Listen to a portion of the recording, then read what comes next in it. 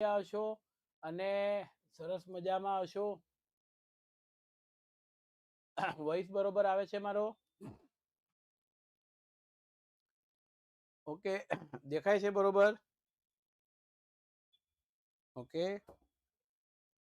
ગયા લેક્ચરની અંદર સરસ આપણે વાતો કરતા હતા અને એમાં આજે ફરીથી આપણે ચાલુ કરી દઈએ છીએ. કોમેન્ટ બધાની બંધ થઈ જાય એ સૌથી પહેલા એક અપીલ છે. તમે ગુડ ઇવનિંગ, ગુડ આફ્ટરનૂન બધું બંધ કરી દેશો. કોમેન્ટ બધાની બંધ થઈ જાય એવું મેં કીધું છે, કારણ કે હું કોઈ જ કોમેન્ટ વાંચવાનો નથી અને કોઈ જ કોમેન્ટના જવાબ આપવાનો નથી. જે પૂછ્યું એનો જવાબ અને એટલો જ જવાબ. 13મા ચેપ્ટર ઉત્પાદન ઉદ્યોગો છે, એની અંદર ગયા લેક્ચરની અંદર આપણે કયા પ્રકારની બાબતો જોઈ ગયા હતા એની ચર્ચાઓ આપણે કરવાના છે. તો સૌથી પહેલા ગયા લેક્ચરની અંદર આપણે જે ચર્ચાઓ કરતા હતા, એક જ મિનિટ, હા, એ ચર્ચાની અંદર સ્ટાર્ટિંગ આપણે કર્યું અને એમાં વિમાન ને બધું એને પરિવહન કહેવાય, બરોબર છે. એટલે ધ્યાન રાખજો, આપણે જે જોઈ ગયા હતા એની અંદર એક તો પરિવહન ઉપયોગની વાત કરી ગયા હતા, બીજું પરિવહન, પછી રસાયણ ઉદ્યોગોની ચર્ચા કરી ગયા હતા, પછી રસાયણ ઉદ્યોગોની ચર્ચા કરી ગયા હતા. તાંબુ છે, સિમેન્ટ છે, વેરી ગુડ. તાંબુ છે, સિમેન્ટ છે, લોખંડ પોલાદ, રેલવે, ઓકે, આ બધી ચર્ચાઓ આપણે કરી ગયા. અને હવે અત્યારે જે આપણે શીખવાના છીએ એ કંઈક નવું છે, કંઈક જાણવા જેવું છે. એટલે આપણે બધા જ ઉદ્યોગો છે એ આપણે જોતા હતા. એમાં મારે આજે જે કહેવાનું છે ને એ આ ચિત્ર ઉપરથી છે. ટ્રાફિકની કેટલીક સમસ્યાઓ આપણને નોતરે છે આ પરિવહન ઉપરના સડક માર્ગોની, એની વાત આપણે કરવાના છે, બરોબર છે. તો થોડુંક રિવિઝન અને થોડુંક કામ આપણે કરતા રહીશું. એટલે અહીંયા પરિવહન સાથે સાથે જે ઔદ્યોગિક પ્રદૂષણ છે, જેને અતિક્રમણ કહેવાય, પર્યાવરણીય અતિક્રમણ, એમની આપણે ચર્ચા કરવાના છીએ. તો હવે જોઈએ, પર્યાવરણીય અતિક્રમણની ચર્ચાનો દોર આપણે આગળ વધારશું. આ પરિવહન વિશેની વાત આપણે કરીએ છીએ એ સૌથી પહેલા આપણે થોડી લઈ લેશું. જોયું, આ પરિવહન આવે છે, સડકોના વાહનો આવે છે અને ક્યાંક ટ્રાફિક થાય છે, તો થોડીક ટ્રાફિકને લગતી જે સમસ્યા છે એ પણ આપણે ચર્ચા કરતા જશું. સ્વતંત્રતા પહેલા આપણે વિદેશમાંથી આયાત કરેલી જે ગાડીઓ છે એમના ભાગને જોડતા અનેક ગાડીઓ બનાવતા હતા. હવે તો એમાં ટ્રક, બસ, કાર, મોટરસાયકલ, સ્કૂટર, સાયકલ, આ બધા આપણા દેશની અંદર જ કારખાના સ્થપાયા કે જેના કારણોસર તમે વધુમાં વધુ ઉત્પાદન કરી અને વસ્તુઓને વેચી શકો. અહીંયા એક વસ્તુ એ પણ સત્ય થઈ ગઈ કે આ જેટલા સડકના વાહનો ચાલે છે એ બધા ખાનગી ધોરણે ચાલે છે, એમાં સરકારની માલિકી હોતી નથી. મોસ્ટ ઓફલી માલિકીની દ્રષ્ટિએ ખાનગી માલિકો હોય છે. સડક વાહનના ઉત્પાદન મોટે ભાગે ખાનગી ધોરણે થાય છે અને વિશ્વમાં વ્યવસાયિક વાહનો, વ્યવસાયિક એટલે શું? તમે બસ હોય તો એ મુસાફરી માટે, કાર હોય એ મુસાફરી માટે, મોટરસાયકલ મુસાફરી માટે, સ્કૂટર મુસાફરી માટે, સાયકલ મુસાફરી માટે, પણ ટ્રક એ મુસાફરી માટે નથી, વસ્તુની હેરફેર માટે વ્યવસાયિક છે. મોટો આઈસર હોય તો એ મુસાફરી માટે નથી, એ વસ્તુની હેરફેર માટે છે, વ્યવસાયિક કહેવાય. છકડો, ટેમ્પો જેને કહીએ તે મુસાફરી માટે નથી, વસ્તુની લેવડ દેવડ, વ્યવસાયિક ઉદ્યોગ કહેવાય છે. અને એ ઉત્પાદન ઉદ્યોગમાં ભારતનું સ્થાન 5મું છે વાહનોના વ્યવસાયિક ઉત્પાદનમાં 5મું સ્થાન છે. આજે ભારતમાં તૈયાર થતા જે વાહનો છે એ વાહનો જુદા જુદા ભાગોને વિદેશમાં પણ નિકાસ કરીએ છે. એટલે વાહનો બનાવ્યા, એ વાહનોને વિદેશમાં નિકાસ થાય છે. ટ્રેક્ટર અને સાયકલનું પણ મોટા પ્રમાણમાં ઉત્પાદન ભારતની અંદર થાય છે. જો કે એની નિકાસ પણ આપણે વિદેશમાં કરીએ છીએ. તો રસ્તા ઉપર આવા ખૂબ વાહનો અને સડકો જે છે એના ઉપર ટ્રાફિક ન થાય એટલે આપણે ટ્રાફિકના સિગ્નલોનું પાલન કરીએ, ખૂબ જરૂરી છે. જ્યાં રેડ લાઇટ હોય, ઊભું રહેવાનું હોય તો ઊભા રહીએ. યલો લાઇટે આપણે ગાડી સ્ટાર્ટ કરીએ અને ગ્રીન લાઇટ થાય એટલે આપણી જવાની જગ્યા ખુલ્લી થઈ જાય એટલે આપણને આદેશ મળતા આપણે જઈએ. આ રીતે આપણે બધું ધ્યાન રાખવું પડે છે. એની વાત આપણને આપી છે. હવે એમાં થોડુંક આગળ લઈશું એટલે જો જહાજ બાંધકામની વાત કરે છે. જહાજ બાંધકામનો ઉદ્યોગ પ્રાચીન સમયથી ચાલે છે. કારણ કે ભારતની અંદર કેવું છે કે 3 બાજુએ સમુદ્ર છે. ભારતની અંદર 3 બાજુએ સમુદ્ર છે અને મોટા ભાગની ઉત્તર ભારતની નદીઓ છે એ 12 માસ પાણીથી ભરપૂર રહે છે. એટલે એક જગ્યાએથી બીજી જગ્યાએ જવા માટે થઈ હોડીઓનો, મોટા જહાજોનો ઉપયોગ કરવામાં આવે છે. અને આ હોડીઓ અને આ મોટા જહાજો છે એ વર્ષોથી ભારતમાં બને. એટલે પ્રાચીન સમયથી આ ઉદ્યોગ ચાલે છે એમ કહી શકાય. આર્યોને એની પ્રજાતિનો આપણે પહેલો પાઠ જોઈ ગયા, તેમાં આવતું વહાણ બનાવવાના, તરાપા બનાવવાના, હોડીઓ બનાવવાના ઉદ્યોગો ચાલતા હતા. વર્તમાન સમયમાં આધુનિક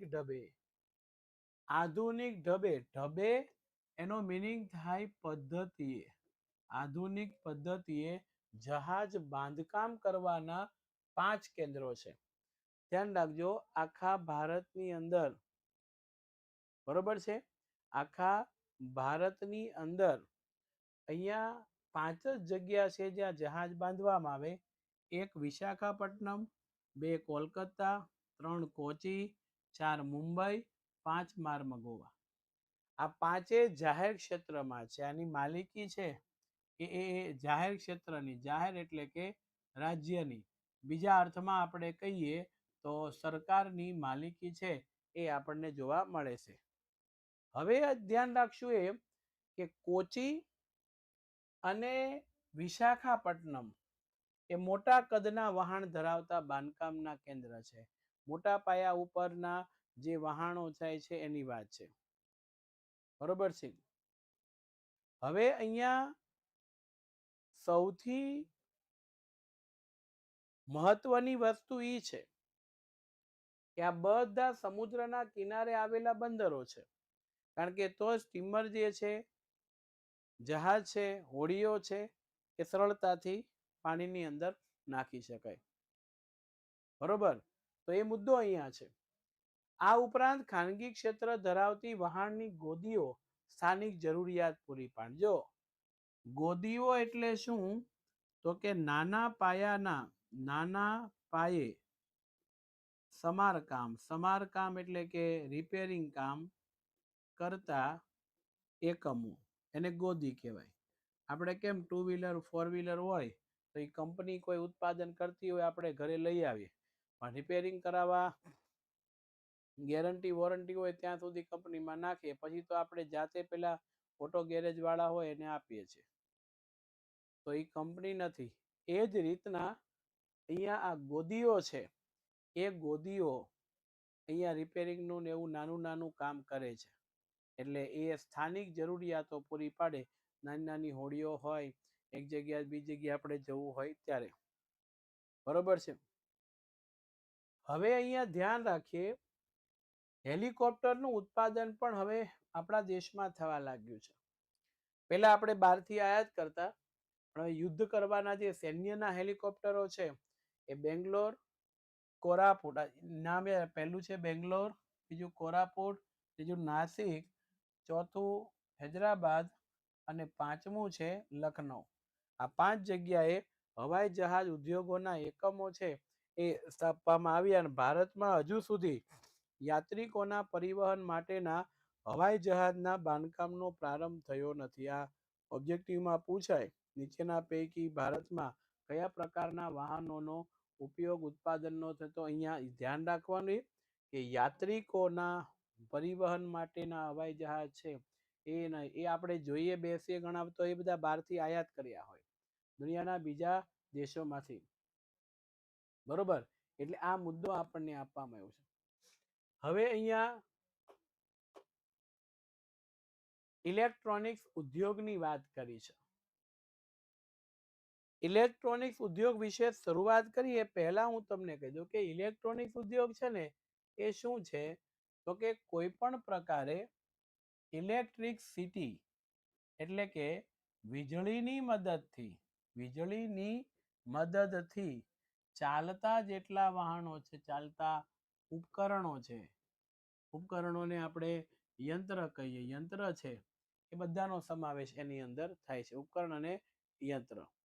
હવે જુઓ 2 માર્ક્સ અથવા તો 3 માર્ક્સની અંદર આ પ્રશ્ન આપણને પૂછાય છે અને મારી દ્રષ્ટિએ અગત્યનો સવાલ છે ઇલેક્ટ્રોનિક્સ ઉદ્યોગ, અને એમાંથી 3 ઓબ્જેક્ટિવ સવાલ પણ ખાસ પૂછાય એવા છે. ઘણી વખત નકશાની અંદર પણ આપણને પૂછાતું હોય છે ઇલેક્ટ્રોનિક્સ ઉદ્યોગના મુખ્ય સ્થાન વિશે. તેની ચર્ચાઓ આપણે કરીશું. રેડિયો સેટ, સૌથી પહેલા રેડિયો સેટની શરૂઆત અને ટેલિફોન આ બે વિદ્યુત વગરના ચાલે, એટલે એ બેની સ્થાપના ભારતમાં ઇલેક્ટ્રોનિક્સ ઉદ્યોગ ક્યાંથી આવ્યો, તો રેડિયો સેટ અને ટેલિફોન આ ભારતની આઝાદી નહોતી મળી પહેલા 1906ના સમયમાં ભારતમાં આની શરૂઆત થઈ. રેડિયો સેટ અને ટેલિફોન ઉદ્યોગની સ્થાપના 1905થી શરૂઆત થઈ અને ત્યારથી ભારતમાં ઇલેક્ટ્રોનિક્સ ઉદ્યોગની શરૂઆત કહેવામાં આવે છે. ઇલેક્ટ્રોનિક્સ ઉદ્યોગની શરૂઆત ક્યારથી થઈ, 1905થી. કયા ઉદ્યોગથી, તો કે અહીંયા રેડિયો સેટ અને સાથે સાથે ટેલિફોન, આ બે ત્યારે લેન્ડલાઇન કનેક્શન હતા, દોરડાવાળા જે હતા ને તે 1905માં આની શરૂઆત થઈ ગઈ અને તેને જ ઇલેક્ટ્રોનિક્સ ઉદ્યોગની શરૂઆત કહેવાય છે. ત્યાંથી એ સ્ટાર્ટિંગ થયું એની વાત આપણને આપી છે. Bharat electronics limited BEL, Bharat electronics limited, આ સરકારે એક કંપની બનાવી અને જે બેંગ્લોરની અંદર સ્થાપના થઈ. હજુ આ બેંગ્લોરની અંદર BEL એમની સ્થાપના થાય છે. રેડી? હવે ધ્યાન રાખજો,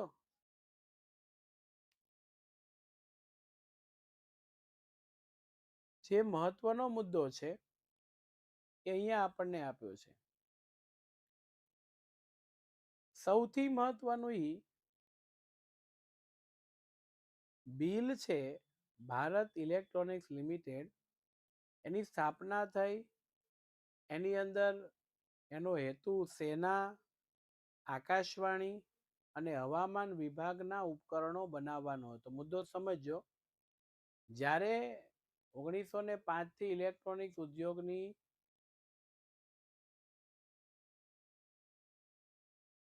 શરૂઆત થઈ ત્યારે એને 3 વસ્તુ લાગી. એક, આપણી સેના માટેના પેલા વોકી ટોકી ફોન હોય, બરોબર,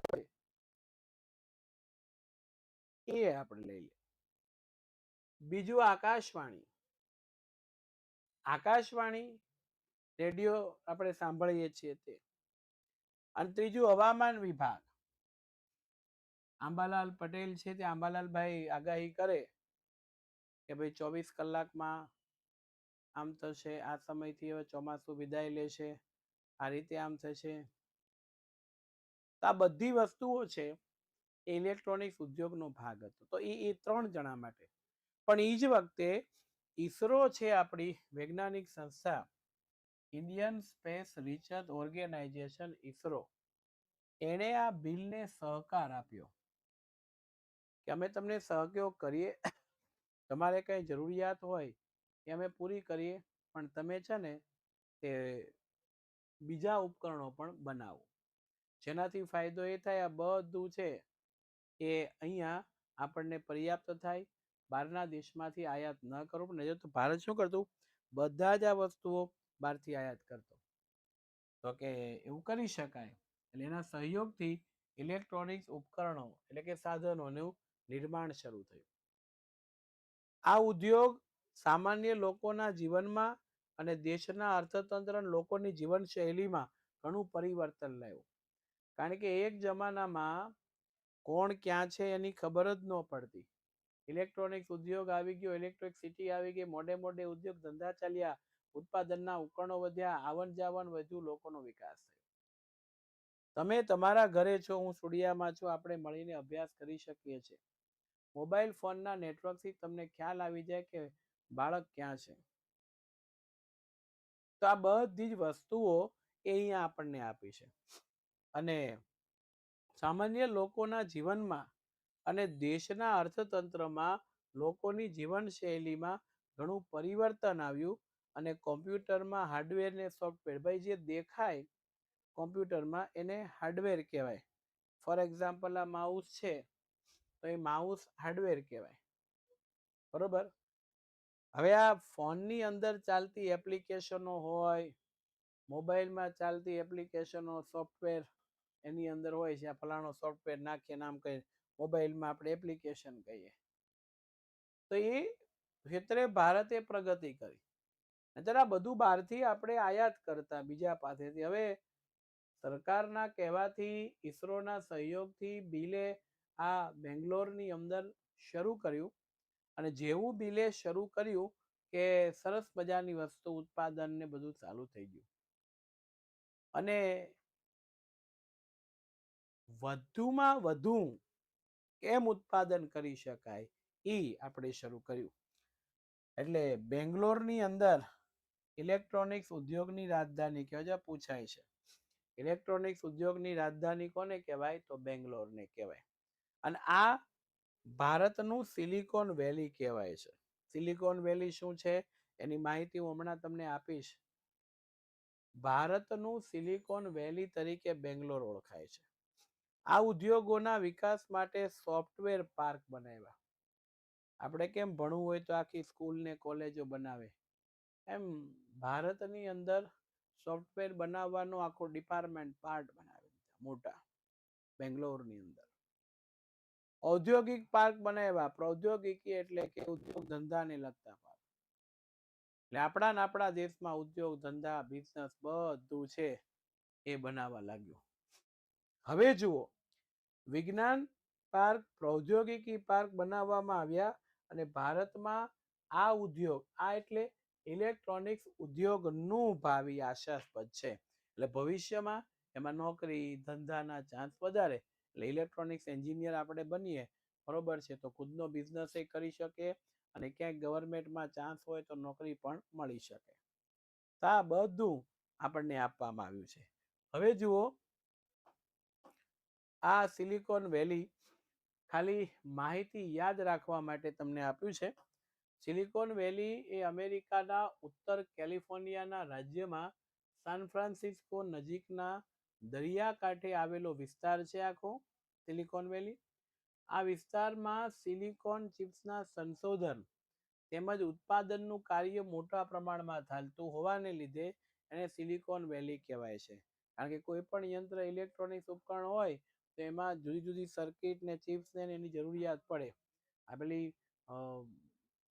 બટેકાની ચિપ્સ આવે એ નહીં, એટલે એને સિલિકોન વેલી કહેવાય છે. જો કે વર્તમાન સમયમાં આ વિસ્તાર ઉચ્ચ સ્તરીય અદ્યતન ટેકનોલોજી માટે વિશ્વભરમાં જાણીતો છે. અને એટલે જ આપણે બેંગ્લોરને સિલિકોન વેલી તરીકે ઓળખીએ છીએ. આ પરીક્ષાની અંદર આપણને પૂછાય 1 માર્ક્સમાં તો લખો. આ તો ખાલી સમજણ માટે આપ્યું છે, એ નહીં પેલું પૂછે. ચાલો, ધંધા બિઝનેસ ઉદ્યોગો ચાલે છે અને એની અંદર વિવિધ પ્રકારના પ્રદૂષણો થાય. ઉદ્યોગોમાંથી નીકળતો ઝેરી ધુમાડો વાયુ પ્રદૂષણ કરે છે. એમાંથી નીકળતું ગંદુ રસાયણ વાળું પાણી નાખતા જળ પ્રદૂષણ થાય છે. જે કચરો રિસાયકલિંગ નથી થઈ શકતો, જમીન સપાટીમાં ભળીને સડ્યા કરે છે, એ ભૂમિ પ્રદૂષણ કરે છે. અને જૂના ઘસાઈ ગયેલા કટાઈ ગયેલા યંત્ર સામગ્રી જેમાંથી અવાજ વધારે એ ધ્વનિ પ્રદૂષણ કરે છે.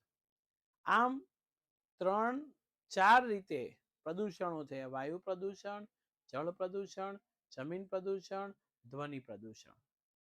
આ બધા પ્રદૂષણો છે એ અહીંયા આપણને આપ્યા છે. હવે એના વિશે આપણે ભણીશું એટલે તમને ખ્યાલ આવશે. સૌથી જ પહેલું આપણને આપ્યું છે આ ઔદ્યોગિક પ્રદૂષણ ને પર્યાવરણીય અતિક્રમણ. અતિક્રમણ એનો મીનિંગ થાય વધુ પ્રમાણમાં થતું પ્રદૂષણ, વધુ પ્રમાણમાં થઈ રહેલું પ્રદૂષણ. એના માટે શબ્દ વપરાવવામાં આવે અતિક્રમણ. હવે આ આપણને પરીક્ષામાં 2 ગુણમાં પૂછાય છે. અગત્યનો સવાલ. દેશના આર્થિક અને વિકાસની જો વાત કરીએ તો ઉત્પાદન ઉદ્યોગોનો નોંધપાત્ર ફાળો રહ્યો છે.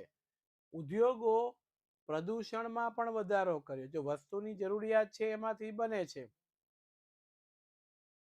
વધારો પ્રદૂષણનો થયો કઈ રીતે અને પર્યાવરણનું અતિક્રમણ કેમ થયું, તો એની ચર્ચા પણ આપણને આપે.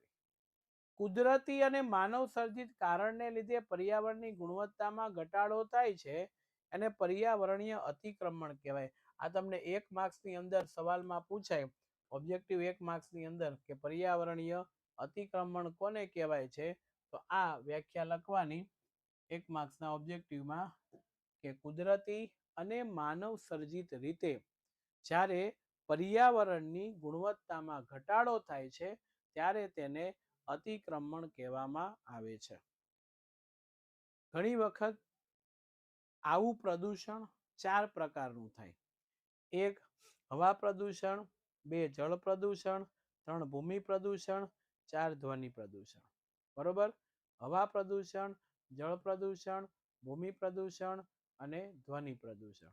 આ 4 પ્રકારના પ્રદૂષણો છે. હવે જોઈએ કઈ રીતના એને દૂર કરીએ. આજના સ્પર્ધાત્મક જમાનામાં ઉદ્યોગોએ ખૂબ મોટા પ્રમાણમાં હવા અને જળને પ્રદૂષિત કર્યા છે. જો હવા પ્રદૂષિત થયું અને જળ. કાર્બન મોનોક્સાઇડ, હવે આ બધા એટલા ઝેરી ખતરનાક વાયુ કે જે શ્વાસોશ્વાસમાં આપણે જો લઈ લઈએ તો માણસનું વધારે પડતા શ્વાસોશ્વાસમાં લેવાના કારણે બીમારીઓ થાય, ક્યારેક મૃત્યુ પણ થાય. બરોબર છે? એટલે અહીંયા કાર્બન મોનોક્સાઇડ અને સલ્ફર ડાયોક્સાઇડ જેવા અતિ નુકસાનકારક વાયુઓને કારણે હવા પ્રદૂષિત બને છે. અને ઔદ્યોગિક કચરાને કારણે જળ પ્રદૂષણ વધ્યું છે. જળ એટલે પાણીનું પ્રદૂષણ છે એ વધ્યું છે. આજે ઘણા કારખાના નિયમને અવગણવું એટલે નિયમનું શું નથી કરતા પાલન, પાલન કરતા નથી. આમ તો નિયમ એવા પ્રકારનો છે કે તમે ઉદ્યોગ ચલાવો છો, એમાં પ્રદૂષિત પાણી હોય તો એને શુદ્ધિકરણ કરો અને પછી કોઈ નદી, તળાવ કે ઝરણામાં નાખો. એમાંથી ઝેરી ધુમાડો નીકળતો હોય, એ ઝેરી ધુમાડો શુદ્ધિકરણ કરો અને પછી એને આકાશમાં છોડો. હવે આ બધું નથી કરતા એનું કારણ શું, તો કે આ બધું જો કરે તો ઘટના એવા પ્રકારની થાય કે ખર્ચ વધે. ખર્ચ વધે તો એ કંપનીનો નફો ઘટે. નફો ઘટે એવું તો ઈચ્છે નહીં. એટલે આ વ્યક્તિઓ આવું કરતા નથી અને અવગણે છે અને પ્રદૂષણ ફેલાયા જ કરે છે. એટલે કહેવાય કે આજે પાણીના બધું છે ને નદીમાં વહાવી દે એટલે હકીકતે પાણી દૂષિત નથી થયું, પરંતુ અતિ દૂષિત. દૂષિત તો શુદ્ધિકરણ થઈ શકે, દૂષિત નહીં, અતિ દૂષિત થઈ ગયું હોય એવું લાગે છે. અને ધ્વનિ પ્રદૂષણમાં પણ માનવ જીવન માટે બહેરાશનું એક કારણ બને છે. અતિશય ઘોંઘાટ થાય, અતિશય થાય તો ઘોંઘાટના કારણોસર માણસનો સ્વભાવ ચીડિયો થઈ જાય. આપણે વોઇસ પોલ્યુશન નથી ગમતું, તો એ ક્યાંથી થયું, ઉદ્યોગોમાં. કેમ? તો કે જૂની મશીનરી પરિવહનના સાધનો લઈ આવ્યા, એના કારણે અવાજનું પ્રદૂષણ વધતું ગયું. જેમ મશીનરી ઘસાતી જાય, એને યોગ્ય સર્વિસ આપવું પડે, યોગ્ય ઓઇલિંગ કરવું પડે, એ ન થાય એટલે ઘટના બને. હવે જુઓ, અતિશય ઘોંઘાટને કારણે માણસ છે એ મનુષ્ય માનસિક તાણ એટલે ચિંતામાં મુકાઈ જાય, મગજ છે ને ચીડિયો થઈ જાય, આપણે ગમે નહીં તે. બરોબર છે? આ મુદ્દો આપણને આપ્યો છે. મહેરબાની કરીને બધા વિદ્યાર્થીઓ અંદરો અંદર કોમેન્ટ બંધ કરો, કારણ કે હું સ્પેશિયલી બધાને હમણાં રિમૂવ કરવાનો છું. બરોબર? કોણ કોની સાથે વાત કરે છે, શું છે, બધાને રિમૂવ કરવાનો છું અને વાલીઓને ફોન પણ કરવાનો છું. એટલે પ્લીઝ આ બધા અહીંયા સ્ટોપ થઈ જાય. બરોબર છે? એમાં થોડુંક વધે એવું છે. એટલે કોમેન્ટ હું વાંચતો નથી, વાંચવાનો નથી, મેં ડિસિઝન આપી દીધો છે, તો એનો કોઈ મહત્વ નથી. હું એમ જ કહું છું કે કોઈ પણ વ્યક્તિ કોઈના ઉપર અંદરો અંદર ન ઝઘડે. તમારે કામ છે, તમે કોમેન્ટ કરી તો હું વાંચવાનું નથી. મેં કીધું પર્સનલી મેસેજથી મને કહો, હું જાણ કરી દઈશ. અને કોણ આ કરે છે, કઈ રીતે કરે છે, એની જગ્યાએ તમારે શું કરવું એટલું ધ્યાન રાખવાનું છે. હું મારી રીતે ભણાવવાનું છે. વારે વારે આ બધું કહ્યું છે, એમાં કોઈ સુધારો નતો, એટલે કોમેન્ટ વાંચવાનું તો છેલ્લા 2 લેક્ચરથી મેં બંધ કરી દીધું છે. મોબાઈલ ફોન પણ મારો ઘણા તો એવું કરે કે ભાઈ આપણને લેક્ચર શરૂ હોય તો લેક્ચર હોય તો તમે મને ફોન કરો તો હું કઈ રીતના તમારી સાથે વાત કરી શકું. આ નથી. એના માટે ટેકનિશિયન ટીમ છે, હેલ્પલાઇન નંબર છે, એને તમે કોમેન્ટ કરીને એમાં તમે કહો. બરોબર છે? હા, મારે સ્ટડી કરાવવાની છે, હું ભણાવવાનું ક્યાં બંધ કરું છું બેન? તમારી કોમેન્ટ નથી વાંચવાની. એક વગર કામની કોમેન્ટ વાંચીને શું છે? તમને તકલીફ છે, તમે મને કહો અને તમે મારી સાથે સોલ્યુશન કરી શકો છો. નંબર છે, ગ્રુપ છે. બરોબર? સોરી ને એવું કશું કહેવાનું જ નથી. અહીંયા એ પ્રશ્ન જ નથી. તમે આવો છો ભણવા તો ભણો ને, બીજું કઈ છે જ નહીં. હવે અહીંયા આગળ આપણે લઈશું તો પર્યાવરણીય અતિક્રમણને રોકવા માટેના ઉપાયો. આ પ્રશ્ન આપણને ઘણી વાર પૂછી શકાય. 3 ગુણની અંદર ખૂબ જ અગત્યનો પ્રશ્ન છે. પર્યાવરણીય અતિક્રમણ. તો અતિક્રમણ થાય 4 પ્રકારે: જળ પ્રદૂષણ, જમીન પ્રદૂષણ, વાયુ પ્રદૂષણ ને ધ્વનિ પ્રદૂષણ. બરોબર છે? દેશના વિકાસ થાય અને સાથે સાથે પર્યાવરણનો વિનાશ ન થાય. જોજો, દેશનો વિકાસ થાય અને પર્યાવરણનો વિનાશ ન થાય એ રીતે. બરોબર સમજો? દેશનો વિકાસ થાય અને પર્યાવરણનો વિનાશ ન થાય એ રીતે અહીંયા વિકાસ કરવાની વાત આપી છે. ઔદ્યોગિક વિકાસનું યોગ્ય આયોજન કરી પ્રદૂષણની માત્રા એટલે કે પ્રમાણ ઘટાડી શકાય છે. ચોક્કસ આયોજન કરો. કયો વાયુ યોગ્ય નથી, કયો વાયુ બરોબર નથી, કયો વાયુ છે નુકસાન કરે. ઘણી વખત એવું હોય, એક વાયુ હોય એ બીજા વાયુનો ઉપયોગ કરી અને એનો નાશ કરતો હોય, તો આપણે એ વાયુનો વિનાશ કરવા માટેનો પ્રયત્ન કરી શકાય છે. એટલે આ મુદ્દો અહીંયા આપણને આપવામાં આવ્યો છે. રેડી? તો આ બધા ઉપકરણોની ગુણવત્તા, ઈંધણની પસંદગી, ઈંધણ એટલે એની અંદર વાપરવામાં આવતું હોય છે એ પ્રકારની તમામ. ગાડી હોય 2 વ્હીલર, એમાં આપણે પેટ્રોલ નાખીએ, કોઈ ડીઝલ નાખીએ. બરોબર છે? કોઈ 4 વ્હીલરમાં સીએનજી હોય. બરોબર છે? તો આ મુદ્દો અહીંયા આપણને આપ્યો છે. હવે જુઓ, ઉપકરણની ગુણવત્તા, ઈંધણની પસંદગી દ્વારા પ્રદૂષણ ઓછું કરી શકાય. હવામાં ઉત્સર્જિત થતા પ્રદૂષણને જો વાયુ વેગે ઉત્સર્જિત થાય તો જુદા જુદા એના મશીનરી છે, સ્કબર યંત્ર છે, પ્રેસીપેપર છે, એ યંત્ર દ્વારા, ફિલ્ટર દ્વારા પાણીને બધાને શુદ્ધિકરણ કરી શકાય છે. એના ફોટોગ્રાફ છે એ તમારી સાથે. ફિલ્ટર ને યંત્રો બધા હોય છે. આ પ્રેસીપેપેટ ને સ્કબર યંત્ર આ રીતના મોટું મશીનરી હોય. એમાં વાયુ બધું એ દાખલ થાય, એમાંથી શુદ્ધિકરણ થાય, પછી એ ઉડી અને ઊંચી ઊંચી આમ જાય. તો આ બધી બાબતો છે આપણને આપવામાં આવ્યો છે. હવે મુદ્દો અહીંયા થયો તો માણસ જાળવણી કરે અને શુદ્ધિકરણ થાય તો નાખી શકાય. ફિલ્ટરની અંદર ગંદુ પાણી નાખે, એને શુદ્ધિકરણ કરે અને એ શુદ્ધ પાણી જો નદીઓમાં ને એમાં છોડવામાં આવે તો જળચર સજીવોને નુકસાન થતું નથી. પણ આ ઉદ્યોગો વાળો જે છે એ અહીંયા આવું કરતા નથી. કારણ કે એને પ્રેસિપિટેટને ખબર, યંત્રના નામ છે, ગાંડા માણસને ખબર પડે, અહીંયા મેં બતાવ્યું છે. હવે અહીંયા ઉદ્યોગોને પ્રદૂષિત પાણીને નદીમાં છોડતા પહેલા શુદ્ધિકરણ કરી જળ પ્રદૂષણ નિવારી શકાય. આ ઉદ્યોગોને પ્રદૂષિત પાણીની પ્રક્રિયા દ્વારા શુદ્ધ કરી શકાય છે. એટલે આ તમે જોઈ શકો કે ભાઈ પ્રદૂષણ વાળું જે પાણી છે એને આપણે દૂર કરવું પડે એમ છે. અને બે ફોટોગ્રાફ્સ મળ્યા છે. આવો મિલકર પ્રદૂષણ મિટાય, ધરતી કો સ્વચ્છ બનાય. એટલે કચરો ગમે ત્યાં નાખવો ન જોઈએ. દૂસરું છે સ્ટોપ એર પોલ્યુશન. આ વાતાવરણની અંદર હવાનું પ્રદૂષણ થાય છે એ પણ અહીંયા છે. રેડી? એટલે આ મુદ્દો આપણને આપ્યો છે. હવે આજે હોમવર્કની અંદર જે ચલાવ્યું છે એકવાર લખવાનું છે. આજે ચલાવેલ એકવાર લખવું.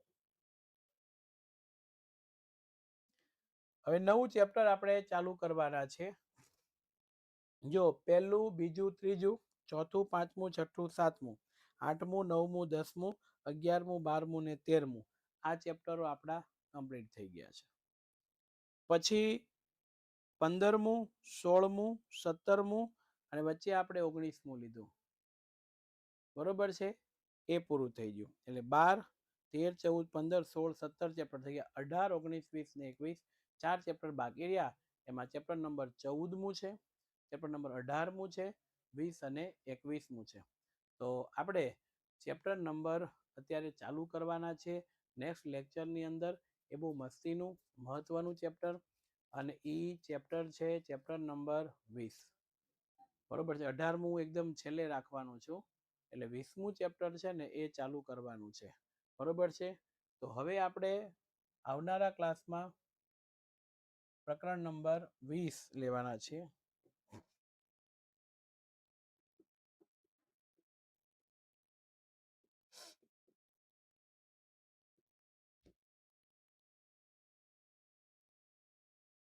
પ્રકરણ નંબર 20 છે એમની શરૂઆત કરવામાં આવશે. ઓકે, હવે થોડો સમય આપણી પાસે બચ્યો છે એટલે વિદ્યાર્થી મિત્રોને ખાસ વિનંતી કે કોઈ પ્રશ્ન હોય તો હવે મને પૂછી શકે. પીવાયક્યુ નહીં આવે. પીવાયક્યુ પ્રથમ પરીક્ષામાં જે મેં એક સાથે લીધા હતા એ જ રીતે સેકન્ડ એક્ઝામમાં જે બાકીના પ્રકરણ છે એના પીવાયક્યુ એક સાથે લઈ લેશે. કારણ કે અત્યારે પીવાયક્યુ આપીને પછી પાછા મગજ ખાવાનું શરૂ થાય. આ પાર્ટના પીવાયક્યુ છે, આ પાર્ટના પીવાયક્યુ છે, એટલે એ હું કરવાનો નથી. હોમવર્ક મને મોકલવાનું નથી. આ હોનેસ્ટી, પ્રામાણિકતાથી ચાલે છે. તે સ્કબર યંત્ર છે જેમાં પ્રદૂષકોને નાખી શુદ્ધિકરણ કરવામાં આવે છે.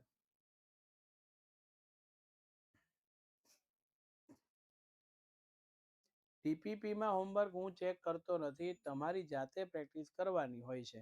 હું કશું ચેક કરતો નથી. હોનેસ્ટી, પ્રામાણિકતા કોને કહેવાય? તમે ભણો છો અને તમે એ કરો છો. બેંગ્લોરની અંદર સોફ્ટવેર પાર્ક, ઔદ્યોગિક પાર્ક, બેંગ્લોર આખું સિટી એટલે સિલિકોન વેલી તરીકે ઓળખવામાંથી આવે છે. બધા જ પ્રદૂષણો સૌથી વધારે નુકસાનકારક છે. સુદીર્ઘ એટલે શું? એટલે સારી લાંબા સમયથી ચાલતી, દીર્ઘ એટલે લાંબા સમયથી ચાલતી હોય છે તે. ગોદી એ લોથલની અંદર, લોથલ ધક્કો એ વાહન લાંગરવા માટેનું છે, પણ અહીંયા રિપેરિંગ કામ ને બધું થતું હોય તો ગોદી કહેવાય, નહીતર ગોદી કહી શકાતું નથી. આપનો સ્ટુડિયો સુરતમાં છે. BEL એ કંપનીનું નામ છે. CSP તમે એકદમ વાહિયાત અને બહુ ખોટી કોમેન્ટ કરો છો. હા, તમારો ફોન નંબર મેં લઈ લીધો છે 92 32 83 5 સમથિંગ. હા, એ મેં સેવ પણ કરી લીધો છે. Don't worry, B happy.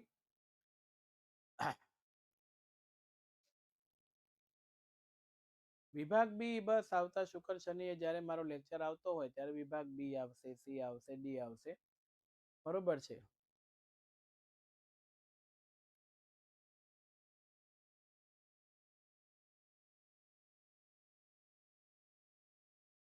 Surprise મને ખબર નથી શું સરપ્રાઈઝ છે. સરપ્રાઈઝ એ જ છે કે હું કોમેન્ટ વાંચવાનું બંધ કરી દીધું છે. રિવિઝન ક્યારે થશે? આવશે ભાઈ રિવિઝન. અત્યારે તો નહીં જ થાય. પેલા સિલેબસ પતે પછી રિવિઝન થાય. તમે ખાધા ભેગું એમ કહો કે ભાઈ પાચન થઈ જવું જોઈએ તો એ ન થાય.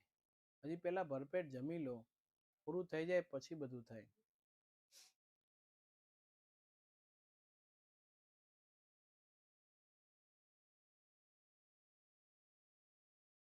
મારમા ગોવા જગ્યા સિટી વિસ્તારનું નામ છે. એ વડોદરા, અમદાવાદ ને બધું હોય ને. એક લીધે બધાને ના, બધાને લીધે બધાને, કોઈના કારણે કોઈને સજા નથી. બરોબર. 20 નવેમ્બર પહેલા પતી જશે? ના, નહીં પતે. 31 ડિસેમ્બર આવશે. દિવાળીનું વેકેશનની મને ખબર નથી. અતિક્રમણ એટલે વધારે પડતા પ્રદૂષણ માટે એ વાપરવામાં આવતો શબ્દ છે. સ્પેશિયલ વર્ડ્સ ઓફ પ્રદૂષણ એવું આપણે કહી શકીએ છીએ. આઈએમપી નું મને ખબર નથી. આઈએમપી નું શું છે તે? ટેક્સટાઇલ કાપડ ઉદ્યોગની માર્કેટ છે એની વાત છે. વિદ્યા સ્કૂલમાં પ્રવેશી જશે? ખબર નહીં તમે શું પૂછવા માંગો છો.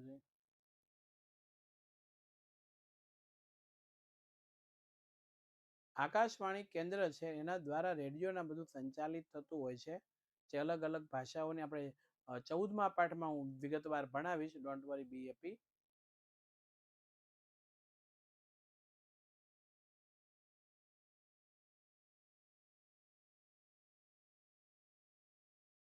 હા, મેં મૂક્યો છે ચેનલ ઉપર. પ્રવાસ ગયેલા તે બધા જોઈ શકે.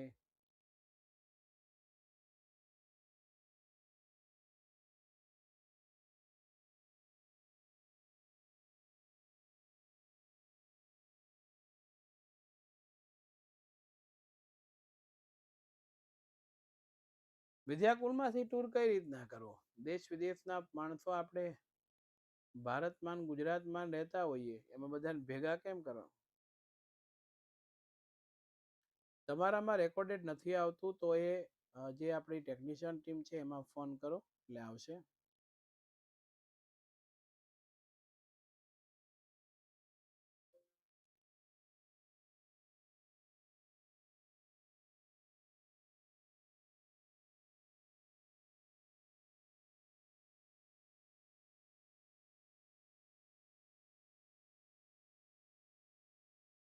એસએસની નોટ કેમ બનાવી? હવે જો નોટ ન બનાવી હોય તો બનાવવાથી કોઈ ફાયદો નથી. કારણ કે અત્યાર સુધી આપણે જાગ્યા નથી તો હવે ન જાગી શકે. બોર્ડની આઈએમપી આવશે. સમય મળીએ બધું જ મારે આપવાનું છે, પણ સમય આવે ત્યારે. સમયથી પહેલા અને નસીબથી વધારે કોઈને કંઈ મળ્યું નથી અને મળશે પણ નહીં.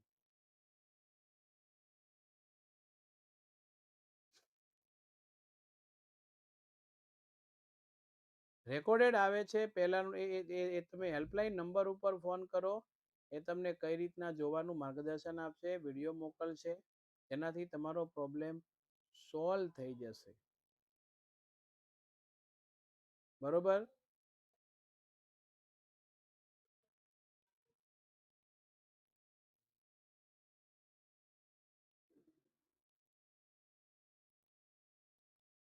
આઠ વાગી ગયા. જેને કામ નથી એ લોકો નીકળી જાય અને જેને પ્રશ્ન છે એ લોકો છે એ આમાં ધ્યાન. સુદીર્ઘ એટલે શું એનો જવાબ આ જ લેક્ચરમાં હમણાં 5 મિનિટ પહેલા મેં આપી દીધો છે, એટલે તમે જરાક જુઓ અને ધ્યાન રાખો, ખાલી કોમેન્ટ ન કરો.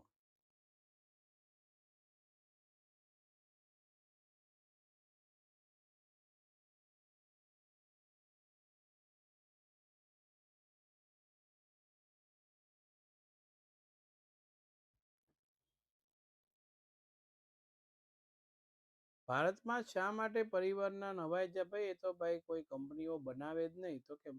તમારા ઘરમાં મમ્મી રસોઈ ન બનાવે, બીમાર હોય, તમારે બહારથી લાવવું પડે, ખાવું પડે ને. વસ્તુ એ છે.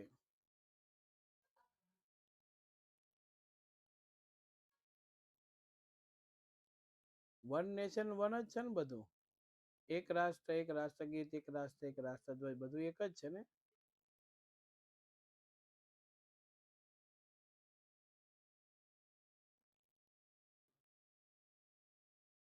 ચેપ્ટર નાનું છે કે મોટું એ મને ખબર નથી, પણ મેં બધું ચલાવ્યું છે એટલી મને ખબર છે. 3 લેક્ચરો છે, એમાં કમ્પ્લીટલી મેં નોલેજ આપી, પણ આપણે બાહ્યત કોમેન્ટમાં ધ્યાન રાખીએ. આપણા ફોનમાં એક એરો છે, જે આમ કરી દઈએ તો કોમેન્ટ બધી જતી રહે, તો ભણવામાં ફોકસ થાય. હવે એસએસ અઘરું છે, અત્યાર સુધી મહેનત નથી કરી તો એને એસએસ અઘરું જ લાગવાનું છે. મારી દ્રષ્ટિએ મહેનત કરાય તો કઈ વાંધો. લોખંડ પૂછે છે કે હા, પાઠ્યપુસ્તકની અંદર આપેલા 1 થી 21 ચેપ્ટરમાંથી જ બોર્ડનું પેપર તમને પૂછાય, એમાં તમારે શંકાને કોઈ સ્થાન નથી. પણ મેં ઘણી વખત કીધું, ચલાવતી વખતે હું કહું અગત્યનું છે, આમ છે, તેમ છે, યુટ્યુબમાં વિડીયો જોવાના, એટલે તમને ખ્યાલ આવી જાય. 2 દિવસથી બ્લર આવતું હતું રેકોર્ડિંગ લેક્ચર. જરાક જો બ્લર આવે તો હેલ્પલાઇન નંબર ઉપર કોલ કરો. મને ફોન કરો ને મને મેસેજ કરો તેનો કોઈ મિનિંગ નહીં, કારણ હું તો પોતે લેક્ચરમાં આવું, તો હું તમારો ફોન કઈ રીતના રિસીવ કરી શકું? આટલું તો તમને ખબર પડવી જોઈએ ને. મારો નંબર બધા પાસે છે, એમાં હાલવાની જરૂર જ નથી.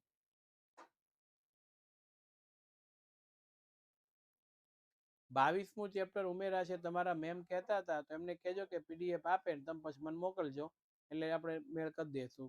એ પણ હું ભણાવી દઈશ, બરોબર છે? તો મોકલો તો મેળ થાય, નહીતર મેળ ન થાય. પણ એવું કોઈ ચેપ્ટર ઉમેરવાનું નથી.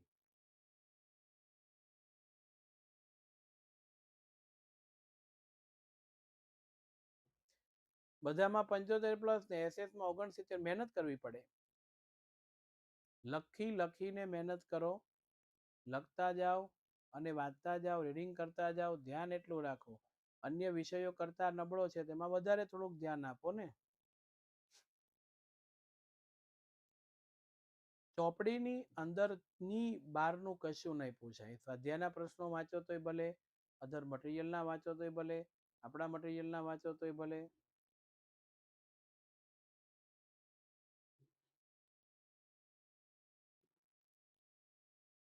ટાઈમ બહુ ઓછો છે એ હવે ખબર પડી. વર્ષની શરૂઆતથી જ આ ટાઈમ શેડ્યુલ કરવું પડે ત્યારે તે. હવે એમ કહો કે ભાઈ ટાઈમ બહુ ઓછો છે, તો એ તો તમારી ભૂલ ને.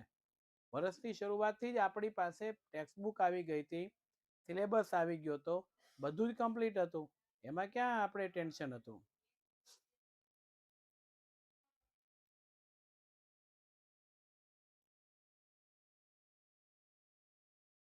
હા, પાઠ્યપુસ્તક વાંચો તોય વાંધો નથી. સ્પેશિયલી ટૂંકા સવાલો માટે સમય ન ફાળવો તો ચાલે, કારણ કે લાંબા પ્રશ્નોમાંથી જ ટૂંકા સવાલો બને છે. આ વસ્તુ ધ્યાન રાખો. આપણે જે બુક આપી છે, પ્રોવાઈડ કરી છે, એમાં ટૂંકા સવાલોને બધું જ આવરી જ લીધું છે. એમાં કોઈ ગભરામણની જરૂર નથી. પણ હવે તકલીફ ક્યાં થાય? પહેલેથી જેણે મહેનત નથી કરી એને અઘરું લાગશે, ઓછા માર્ક્સ આવશે, એને તકલીફ પડશે, એને યાદ નહીં રહે. કારણ કે હવે એક ગુજરાતી કહેવત છે, રાત ટૂંકી અને વેશ જાજા છે. દિવસો ઘટતા જાય, સિલેબસ વધતો જાય, બધા વચ્ચે પૂરું ન થાય એટલે આપણા મગજમાં બાના મળે, આવડતું નથી, યાદ રહેતું નથી, આ વિષયમાં શું કરું? આ બધાના જવાબ વર્ષની શરૂઆતમાં મેં, સાહિલભાઈએ, ધ્રુવી મેડમે, બરોબર છે, બધાએ સાહેબે આપ્યા હોય. તમારી સ્કૂલમાં કીધું હોય, તમારા ટ્યુશનમાં જતા હોય ત્યાંય તમને કીધું હોય, મહેનત કરજો, આયોજન કરજો. પણ આપણે નથી કરી શકતા. એક દિવસ બે દિવસ કરીએ પાછું હતું એનું એ થઈ જાય એટલે પાછળ લઈ જાય. પાકા ઘડે હવે કાંઠા ચડે એમ નથી. પાકા ઘડે કાંઠા ચડાવવા માટે એક જ વસ્તુ છે, અહીંયાથી જેટલું કહીએ છીએ એટલું તો હવે તો ચાલુ કરો કરવાનું. નથી આવડતું એ પહેલા મગજમાં જ કાઢો. બીજું, સમાજ અઘરું છે એ મગજમાંથી કાઢો. જે ચેપ્ટરો આવડે છે એને તો કમ્પ્લીટ કરો. નથી આવડતા એ પછી, પણ જે આવડે છે એને તો કમ્પ્લીટ કરો પહેલા. જ્યાં સુધી એ કમ્પ્લીટ નહીં થાય ત્યાં સુધી તમે પહેલામાં કોઈ જાતની મગજમારી કરશો તો એની મેળ પડે. અમે રાત્રે 10-10 વાગ્યા સુધી લેક્ચરો લઈએ. સવારના 6-6:30 વાગ્યાને નીકળ્યા હોઈએ. આખો દિવસ. તો તમારે પણ એટલી મહેનત કરવી જ પડે સામે. પ્રેસિપિટેટસ મશીનનું નામ છે. તો અહીંયા જો ખોટી કોમેન્ટ શું થઈ, તમે અંદરો અંદર મારે આટલા માર્ક્સ આવ્યા, બીજો પાછો તારે કેટલા આવ્યા અને અભિનંદન. આ ખોટી કોમેન્ટ છે. આ બધી જ કોમેન્ટ વાળાને હમણાં આપણે બરોબર ના શું કહેવાય મેથી પાક ચકાડવો છે. મારે હું તમને બ્લોક કરી દેવાનો છે. આમાં તમે કોમેન્ટ જ નહીં કરી શકો.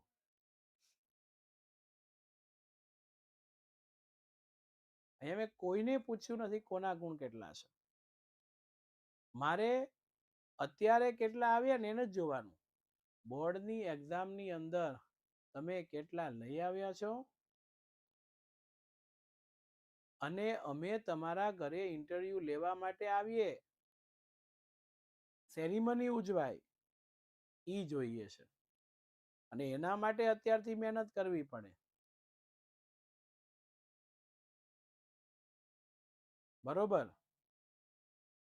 હું તો ઇન્ટરવ્યુ લેવા બહુ ઓછો જાઉં, સુરતમાં જ હોઉં તો જ, કારણ કે મારું શેડ્યુલ જ એટલું બીજી છે.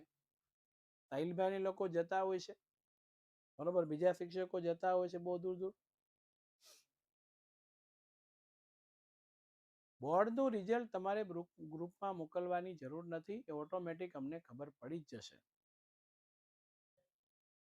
હેતુલક્ષીમાં માર્ક્સ ન કપાય એ માટે શું કરવું? તો હેતુલક્ષીમાં માર્ક્સ ન કપાય એ માટે પ્રશ્નને વ્યવસ્થિત વાંચવો, સમજવો અને એનો સાચો જવાબ લખવો.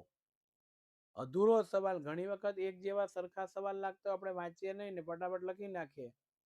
એક્ઝામ પતી જાય ને પછી કોઈ સોલ્યુશન કરાવે ત્યારે ખબર પડે કે આવું હતું. તો એવું ન થવું જોઈએ.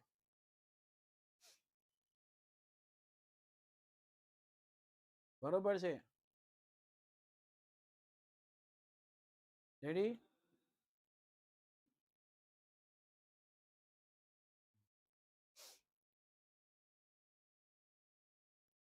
વિકેન્દ્રીકરણ એટલે ફેલાવો. કેન્દ્રીકરણ એટલે કોઈ ચોક્કસ એક જગ્યાએ હોય તે.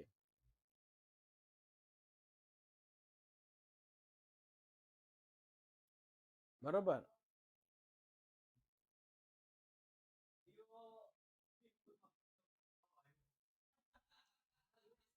તમારા બધાનું ખબર પડી જાય રીઝન શું. અમે અહીંયા કહેશું કે ભાઈ તમારા બોર્ડની અંદર જે ટકાવારી આવે છે એ પ્રમાણે તમને ઇનામ પ્રોત્સાહનની ઇન્ટરવ્યુ માટે અમે આવવાના છે. તમારી બોર્ડની રસીદ મોકલો. તો તમે જે રસીદ મોકલો છે અમે જોઈ લઈએ. તમને એવું હૃદયમાંથી હોય કે આપણી ટકાવારી સારી આવશે તો જ તમે મોકલવાના. તમને એમ થાય ટકાવારી બરોબર નહીં આવે, આપણે નાપાસ થશું, ઓછા ટકા આવશે કે આ બરોબર નથી, તો આપણે નથી જ મોકલવાના. બરોબર. હા, બીજો લેક્ચર સ્ટાર્ટ થાય તમે જતા રહો. આ જેના પ્રશ્નો છે એને આપણે મદદ કરીએ છીએ. એ તમને કહેવામાં આવશે કઈ રીતે મોકલવું શું છે. હજુ આવવા તો દો. લગ્નની તારીખ ન આવે એ પહેલા તો કઈ આપણે મંડપમાં ન બેસી જવાય ને ભાઈ. બરોબર, આવશે એટલે આપણે રેડી. ઓકે, સારું. ફરીથી આપણે મળીશું. ત્યાં સુધી રજા આપશો. જય હિન્દ, જય ભારત, જય જય સાવજી. આવજો આવજો. Bye bye bye bye bye.